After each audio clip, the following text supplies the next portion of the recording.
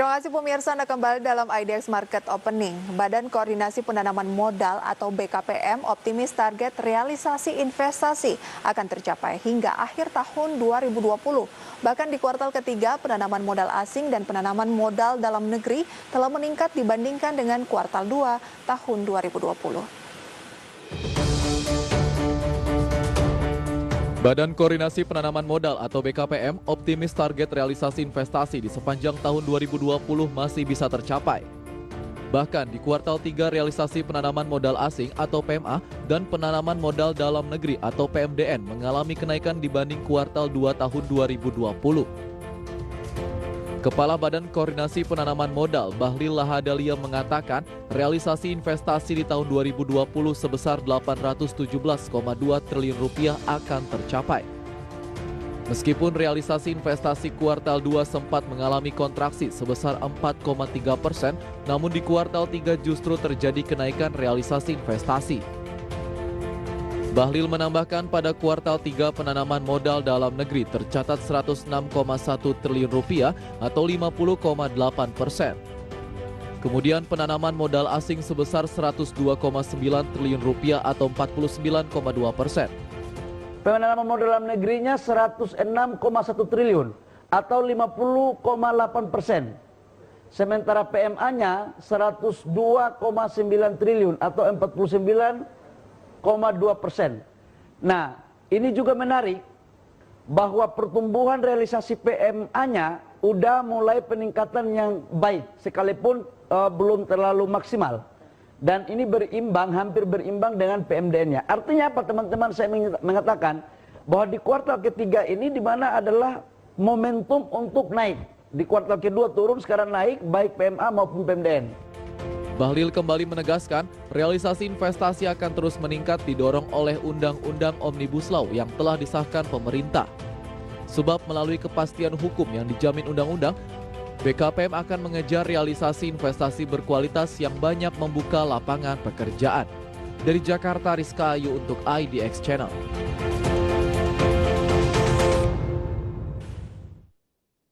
Masih akan berbincang pemirsa bersama dengan Pak Nafan Aji Gusta Utama selaku analis dari Bina Arta Parama Sekuritas. Mas Nafan? Oke, iya Mbak Prita. Tadi kita sudah membahas mengenai emiten komoditas dan emiten-emiten juga yang mungkin erat kaitannya jika Joe Biden ini menang di pemilu Amerika Serikat. Karena memang dari berdasarkan survei tampaknya Biden lebih unggul gitu ya. Tapi kita tunggu saja hasilnya seperti apa.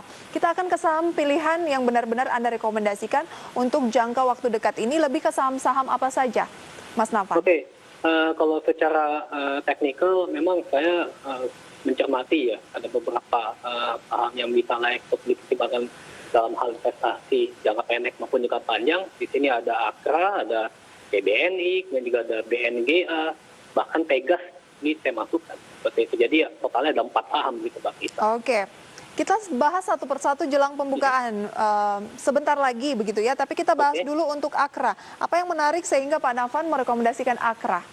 Oke, di sini untuk pergerakan secara teknikal memang sudah menguji support di berdasarkan garis moving average 20 gitu ya, sehingga akumulasi bisa dilakukan.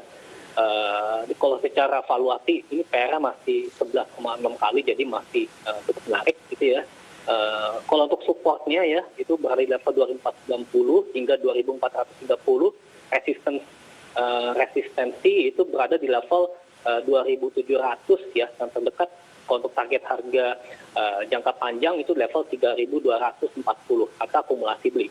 Akumulasi beli target 2.700, yang jangka panjangnya 3.240 untuk AKR Korporindo atau Akra. Bagaimana dengan perbankan? Mengapa BBNI? Mengapa bukan perbankan lainnya seperti BBCA atau BRI?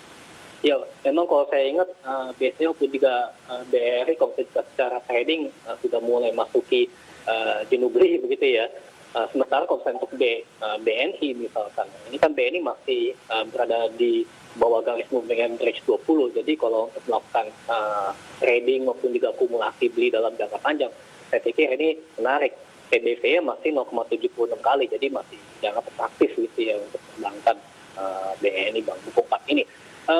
Untuk supportnya BNI itu berada di level 4.350 yang terdekat, sementara untuk level resistance terdekat di level 4.980 ya. Untuk target harga BNI jangka panjang ya itu di level 6.675. 6.675 itu target harga jangka panjang. Dan belum Begitu. jenuh beli dibandingkan dengan yang lain ya. Ya kalau misalkan untuk trading ya begitu ya. Oke, Untuk target trading. terdekat 4980. Ya, seperti itu. Baik, perbankan berikutnya adalah BNGA. Mengapa BNGA? Oke, BNGA juga memiliki EBV yang menarik, 0,46 kali, ini juga cukup murah. Sementara untuk dari sisi analis teknikal memang BNGA saat ini juga termasuk defensif begitu ya. Pola candle yang terbentuk adalah bullish dragonfly doji star candle. Memang secara teoritis ada potensi stimulus beli, maka dari itu juga bisa akumulasi beli. Untuk target harga terdekat di level 775, sementara support level 740. Untuk target harga jangka panjang, dengan target harga jangka panjang itu level 980 Mbak Trista. Oke, 940. 980. 980 support di Ya. posisi berapa, Pak? Support level 740 yang terdekat ya. 740. Ya, Oke, resisten terdekat di level 775. 775, resisten jangka panjang Di level 980. 980. Oke, satu lagi nih, Mas Nafan, ada Pegas. Iya, Pegas di sini Pegas ya sambil menanti laporan keuangan ya. Untuk sementara ini dari pergerakan harga saham Pegas memang konsolidasi ya, tapi saya prefer lebih cenderung bullish consolidation karena mengingat di sini pergerakan harga saham bertahan di atas garis Bollinger Band ya, garis tengah dari Bollinger Band begitu. Sementara itu juga pola upward bar terlihat memang secara teoritis ada potensi stimulus beli, maka dari itu juga head Pegas bisa dilakukan atau akumulasi beli. Target price terdekat di level 1115 ya, support di level 1045. Sementara untuk target harga jangka menengah ya kalau ya dipegang akhir tahun ini atau Januari tahun depan itu di level 1350 Mbak Rita. Oke, akhir tahun ataupun awal tahun depan ada proyeksi di Ya. 1950. 1350. Saya terlalu optimis ya, 1350. Nggak apa-apa. Baik, kemudian yang terdekat 1115, support 1045. Betul sekali Pak. Maintain buy. Ya, akumulasi beli. Akumulasi beli ya. Akra, BBNI, BNGA, dan juga Akra. Pegas. Oke, 4 emiten saham pilihan dari Mas Nafan pada hari ini. Bukan hanya untuk hari ini ya, tapi jangka pendek, trading jangka pendek, investasi juga. maupun investasi jangka menengah ya. Jangka menengah, jangka panjang. Oke, kita ke pembukaan perdagangan pada pagi hari ini. Mas Nafan, saya sampaikan terlebih dahulu kepada pemirsa begitu ya, ataupun Anda sudah mencermati data pembukaan di mana indeks harga saham gabungan running sejauh ini dengan penguatan 0,49% atau sekitar 24 poin pemirsa pada posisi 5.186. Adapun untuk pagi hari ini saham-saham yang menjadi movers dari pergerakan net foreign buy pemirsa ya masih BBCA memimpin 0,85%, 29.700. Telkom naik 1,94% atau 50 poin 2.630. Pegas yang merupakan salah satu saham rekomendasi dari Mas Nafan tadi naik 0,93%, 1.085. Ada Unilever, UNTR, dan beberapa saham lainnya yang masuk dari kategori net foreign buy. Sementara itu pemirsa, net foreign sell-nya pada pagi hari ini adalah Bank Mandiri turun 0,42% di 5.975, BBRI, TOWR, Astra Internasional juga hari ini turun 0,45%, 5.475. Sementara BBRI dan TOWR memang masih menguat, tapi masuk dalam kategori net foreign buy pemirsa. Dan saya akan kembali berbincang bersama dengan Mas Nafan terkait pembukaan. Mas Nafan, sejak kemarin indeks harga saham gabungan konsisten bergerak di teritori positif dari pembukaan sampai closing. Hari ini pun pembukaan masih mengalami penguatan. Kemudian peluang apa yang bisa dimanfaatkan dengan kondisi ini? Adakah Mas Nafan melihat ini hanya sementara, artinya beberapa hari saja, atau gimana? Ya memang kalau saya akui bahwasannya sentimen positif masih menaungi dari penguatan pergerakan IHSG ya. memang kita akui kalau misalkan dari global berkaitan dengan euforia pasar terhadap pelaksanaan pemilu Amerika Serikat yang berjalan dengan sangat demokratis, sementara kalau misalkan kita dari domestik atau dari dalam negeri, memang kita akui juga ada faktor stabilitas inflasi, kemudian juga adanya kepastian mengenai recovery perekonomian Indonesia, bahkan juga adanya pengesahan Omnibus Law oleh legislatif, bahkan juga penantangan Omnibus Law oleh eksekutif begitu ya, itu pun juga memberikan katalis positif bagi penguatan IHSG.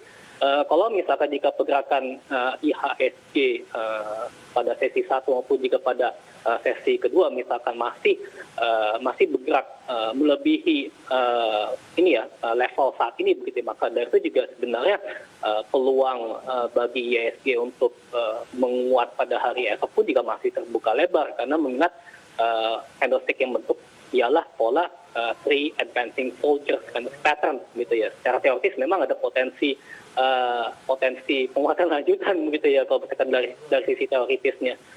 Tinggal nanti sentimen yang berkembang ke depan begitu ya, mudah-mudahan bisa sama dengan sentimen pada hari ini seperti itu, yang positif ya Mbak. Mas Nafan, berapa target dari indeks harga saham gabungan yang terdekat dan supportnya? Oke. Di sini juga kita akui ya, sambil menantikan pengumuman GDP Indonesia ya, misalkan pada 5 November ya, besok begitu ya. Kalau saya melihat bahwasannya untuk level resistensi IHSG itu saya melihat sebentar itu berada di level 5.182,53. Ini sebenarnya sih sudah tercapai ini ya, sudah sempat tercapai pada hari ini begitu ya. Jadi otomatis kalau misalkan jika secara psikologis, maka dari itu juga untuk resistensi berikutnya adalah di level 5.200, asalkan kondisi saat ini atau hari ini pun juga belum terjadi adanya aksi profit taking gitu ya. Kalau misalkan jika terjadi aksi profit taking, maka dari itu ya 5.182 itu merupakan level maksimum dari resistance pada hari ini Mbak Lisa. Oke, dan sedang berusaha untuk diuji gitu ya? Iya, seperti Karena itu. sekarang di 5181. Kita bahas untuk top gainersnya usai jeda pariwara. Mas Nafan, kita jeda dulu. Baik.